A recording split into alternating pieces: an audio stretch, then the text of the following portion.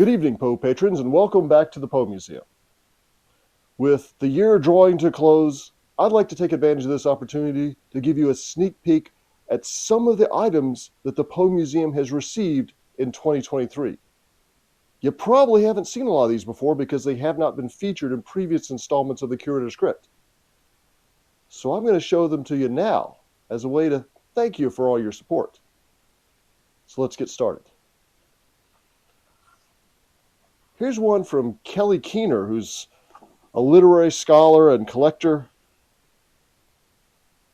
It's a letter from Poe's old boss, Billy Burden, who is the owner of Burden's Gentleman's Magazine up in Philadelphia. And he was Poe's boss for about a year. Poe published stories like The Fall of the House of Usher, The Man That Was Used Up, and William Wilson in this magazine, in addition to the only installments of his unfinished novel, The Journal of Julius Rodman.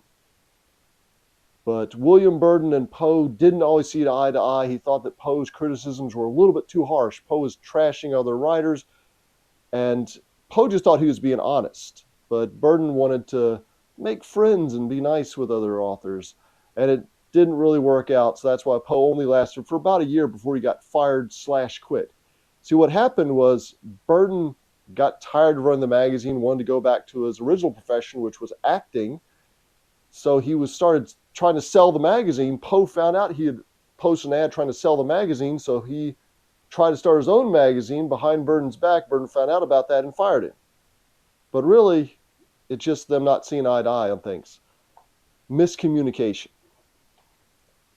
So up next, this is also from Kelly Keener. This is a letter from Anne Charlotte Lynch.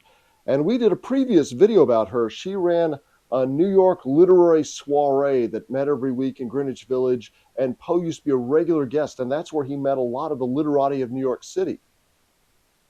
And it's also where he got involved in the greatest scandal of his career. She's such an important figure in Poe's life that we actually have a big portrait of her hanging in the memorial building here at the Poe Museum. But in addition to that, the content of the letter is pretty interesting. She's written it to Scribner's Magazine, trying to get one of her friend's articles published. And in part, this is what it says. I've been requested by a lady who is the author of the work, of which I send you some pages, to submit them to you with a view of publication. The author is a woman of very remarkable powers of mind, as you will soon discover on looking at the manuscript. The views embodied in it are entirely new and somewhat startling. I've not read it, but from conversations with the author, I know the ground she takes. And this is that woman is the highest development of organic life, and that she possesses the power hitherto almost unrecognized of determining the character and qualities of her unborn offspring. So we're going to have to find out when she wrote this letter exactly, and then try to track down that article. So next up, we have a letter from Poe's good friend F.W. Thomas. And Poe and Thomas, they were long-term friends. Their correspondence lasts over a decade, from 1836 until 1849. So he's somebody that always stayed on Poe's good side, and Poe always stayed on his good side. And the museum has one letter, a fragment of a letter that Poe wrote to Thomas, but this is our first letter from Thomas, written by Thomas, to enter the collection. So we go from good Poe friends to terrible Poe enemies. This is a photograph also sent to us by Kelly Keener of Thomas Dunn English, one of Poe's worst enemies in the world. I mean, these guys could not stand each other. They even got into a fist fight at one point. And he trashed Poe in print, and novels like The Doom of the Drinker and The Secret of the SF. He portrayed Poe as Marmaduke Hammerhead, a drunken poet who written a poem about a black crow. He also parodied Poe's poetry. He wrote a poem called The Lady Hubbard, which is Old Mother Hubbard as if Poe had written it. And he went a step too far when he actually published an article calling Poe a scoundrel and accusing him of cheating people and ripping them off. And Poe sued that magazine for libel and won. But that didn't stop English from making fun of Poe and being one of his harshest critics. Even in English's own magazine, the John Donkey, he takes repeated pot shots at Poe. So this is actually a good piece for the collection, because we want to learn where the mythology of Poe started.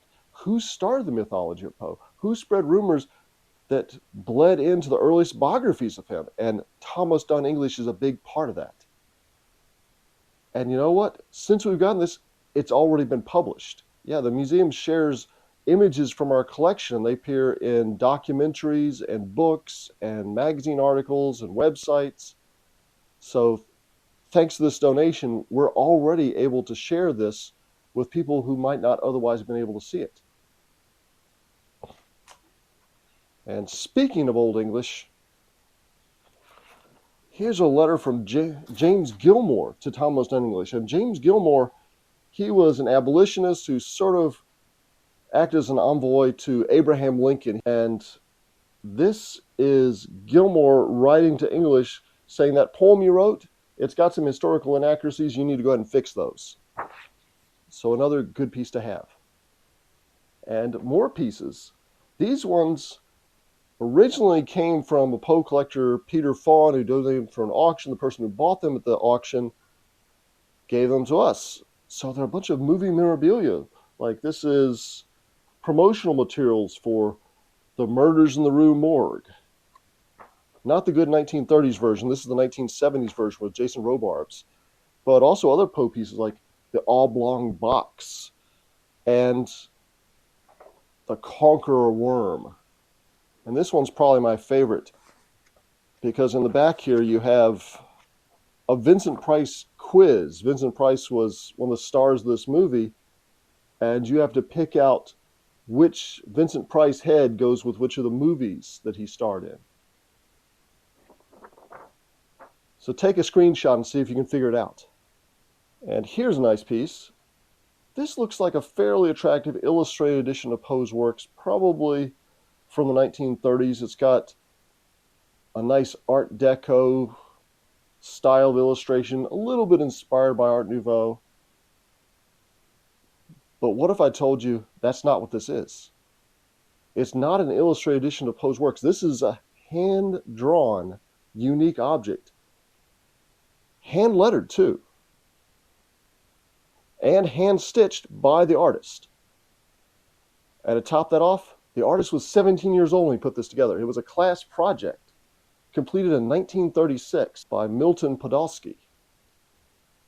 And it's not difficult to imagine he went on to a long, distinguished career as a graphic designer and art director. And he also has some of his work in the Pritzker Military Museum and Library in Chicago. And his children donated this to the Poe Museum.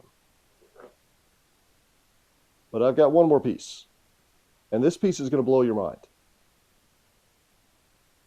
Now, some of you might have heard that back in 2014, Boston installed a statue of Poe near the Common called Poe Returning to Boston. It's a big bronze life-size statue. The problem is it's kind of bolted down to the sidewalk. It's not going anywhere. We can't get that statue. But we did the next best thing. This is Stephanie Rockmack's original wooden maquette for that statue. So there was a big contest. 265 different artists submitted models like this to be considered for that commission, and she's the one who won. This is the winning entry right here. And that big bronze statue up in Boston is an enlarged version of this. And this just got here last week. It was given to us by collector Susan Jaffe Tane, one of the greatest Poe collectors in history. She also gave us one other piece, a manuscript, that I'm not going to show you right now. That one is going to be the subject of the next installment of the Curator's Crypt.